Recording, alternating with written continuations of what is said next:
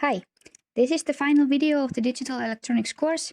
In this video, we are going to talk about the basics of electromyographs, also known as EMGs, and how to build basic circuits that can produce them.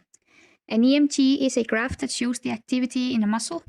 If used correctly, it can be used to build machines that accurately depict the user's movement, making this technology very useful in the biomechatronic field. We made and documented an introductory level circuit that activates a LED light when a muscle group is active.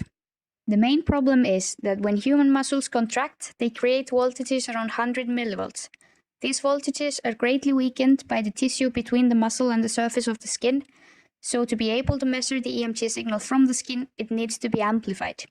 To achieve this, we used a LM324N instrumentation amplifier and connected it to a gain resistor of 5.6 kilo ohms, so that the total gain of the amplifier was about 10. The output of the amplifier was then connected to a second-order bandpass filter with a range of 100 to 500 Hz. This range was achieved using a 1 microfarad capacitor for both high-pass and low-pass filters, 1500 ohm resistors for the low-pass filter, and 330 ohm resistors for the high-pass filter.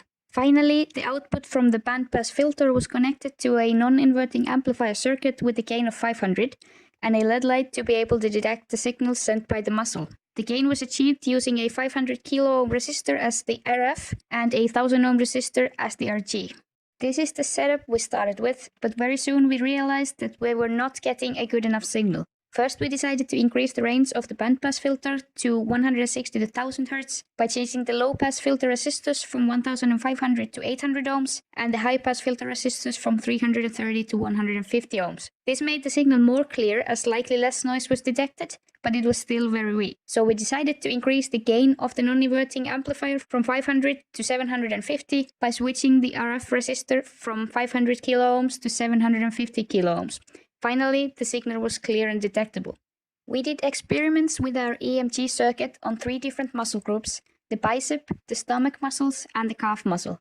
The EMG circuit did not work with the stomach muscles, and we think that is because there is much more tissue between the muscles and the skin in the stomach than there is in the bicep and the calf. With the bicep and the calf muscles, the circuit worked very well.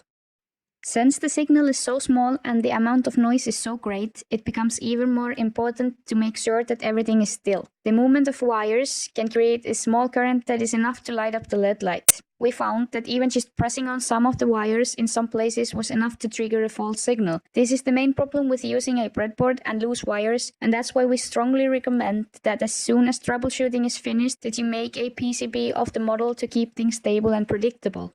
Now, we see no reason to do this since Hópur-grade equipment is really not up to the task, but it's still a fun experiment that really makes you appreciate the time and dedication that goes into modern technology.